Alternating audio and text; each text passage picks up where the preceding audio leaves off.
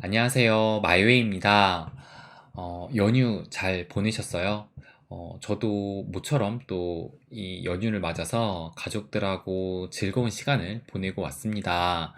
그래서 또 오랜만에 이렇게 영상으로 인사를 드리는 것 같아요.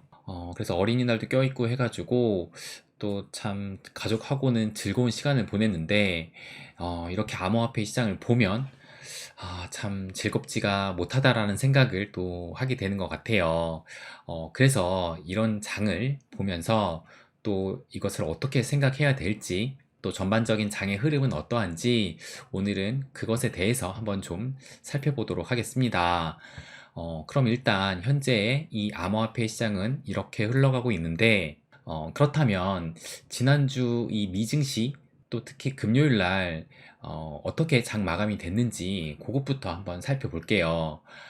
그래서 이걸 먼저 보시면 S&P 500 같은 경우가 보시는 것처럼 지난주 5월 1일부터 시작을 해가지고 2일, 3일, 4일까지 이렇게 지난주 월요일부터 목요일까지 내일이 보시는 것처럼 이런 하락을 했다라는 것을 알 수가 있어요.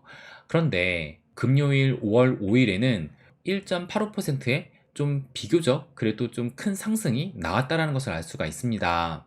그러면 요 나스닥도 보시면 나스닥도 마찬가지로 지난주 한 주 내내 내리 계속 음봉으로 하락만을 보이다가 마지막 금요일에는 무려 2.25%의 나스닥은 S&P 500보다도 좀 더 큰 상승을 했다라는 것을 알 수가 있어요.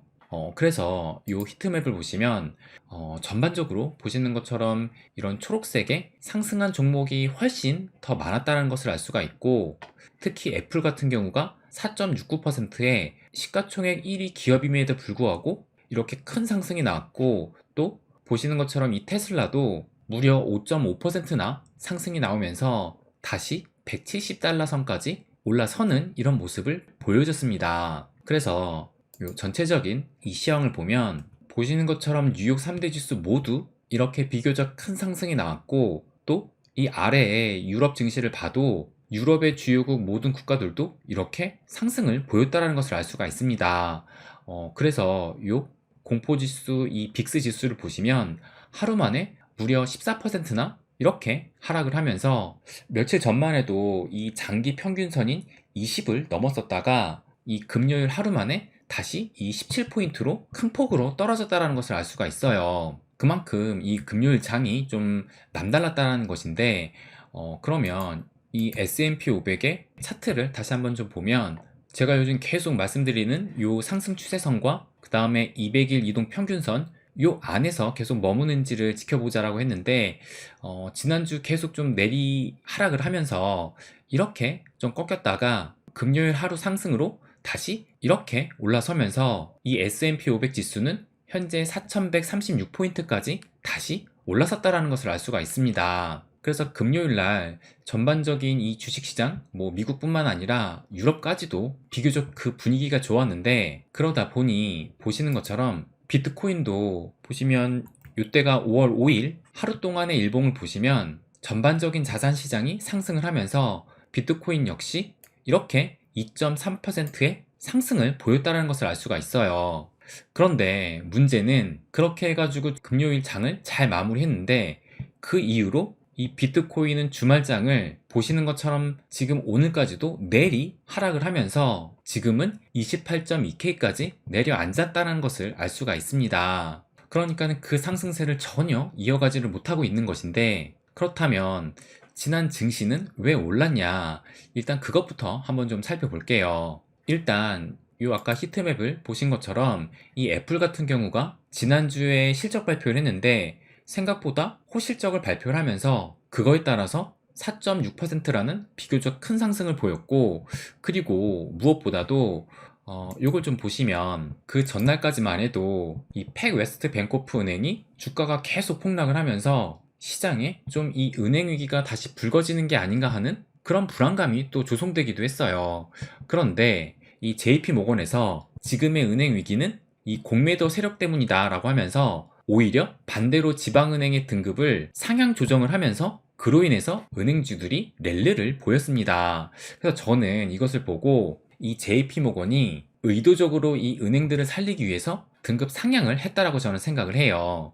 그러니까 아무래도 이 JP모건이 뭐 거의 연준 같은 이런 구세주 같은 그런 역할을 하고 있기 때문에, 또 가뜩이나 이 JP모건이 이 퍼스트 리퍼블릭 은행도 인수를 하면서 어떻게 보면 이 미국 은행의 위기를 살리려고 하는데, 계속 이 은행 위기가 확산돼 가니까 그럼에도 불구하고 이렇게 이 신용등급을 상향을 조치를 하면서 의도적인 은행 살리기에 나서고 있다라고 저는 생각을 합니다.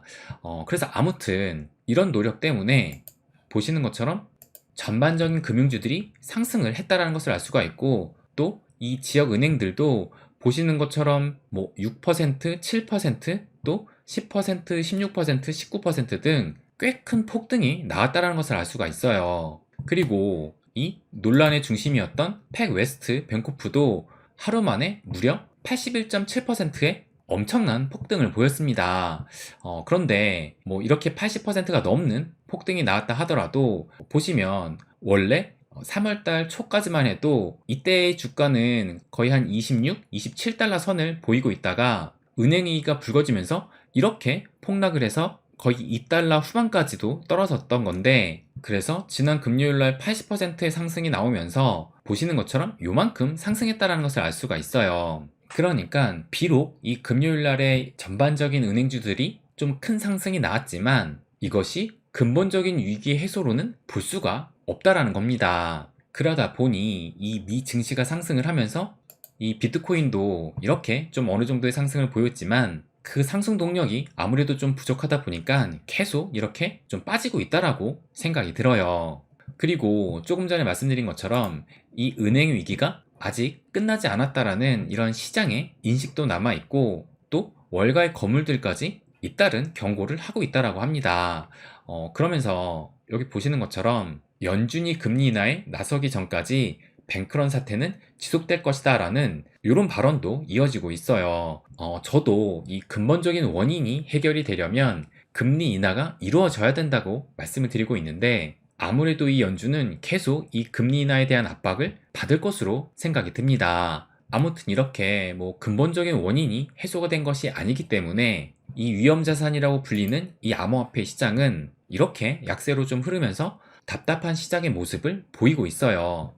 그래서 또 우리들의 마음도 참 흔들리기가 딱 쉬운 그런 시장의 분위기인데, 그런데 지금의 위치를 또 냉정하게 한번 살펴보면, 제가 좀 전에도 보여드렸지만 이 S&P 500에 우리가 기준을 삼고 보자라고 하는 게 대략적으로 한 3,900, 한 50선, 60선 요 선이 무너지는지 지켜보자라고 했는데, 여전히 지금 4,100 위로 올라와 있는 상태이고, 또 이 비트코인 차트를 또 봐도 이 31,000달러까지 딱 찍고 이렇게 하락을 했지만, 보시는 것처럼 요때 2만 달러 후반까지 올라왔던 이 시점이 3월 17일이니까 대략적으로 2달 전에 올라와서 3주가 넘는 이 긴 시간 동안 이 2만 달러 후반까지 위치해 있었고, 지금 여전히 이 2만 달러 후반에 위치해 있는 상황이에요. 그러니까 이 연초부터 움직였던 비트코인의 흐름을 봐도 이런 상승 추세에서 크게 조정을 받지 않은 모습이라고 볼 수가 있습니다.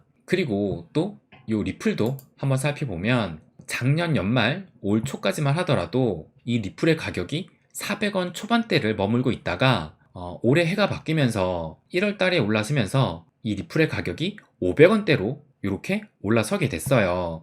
그러다가 이 1월 달부터 거의 3월 중순 때까지 요런 400원 후반대에서 500원 초반대까지의 이런 박스권의 움직임을 보였었는데, 3월 중순 이후로 이렇게 또다시 좀 슈팅이 나오면서 이때 700원대까지도 상승을 했습니다. 그러다가 그 이후로 지금 계속 빠져서 현재는 588원까지 좀 떨어진 상황인데, 그럼에도 이 연말보다는 이때 1월달, 3월달보다는 그래도 조금은 올라선 상황이라고 볼 수가 있어요. 뭐 당연히 이것이 지금 우리의 기대에 못 미치기는 하지만 어쨌든 뭐 조금씩은 나아가고 있다는 것을 알 수가 있습니다.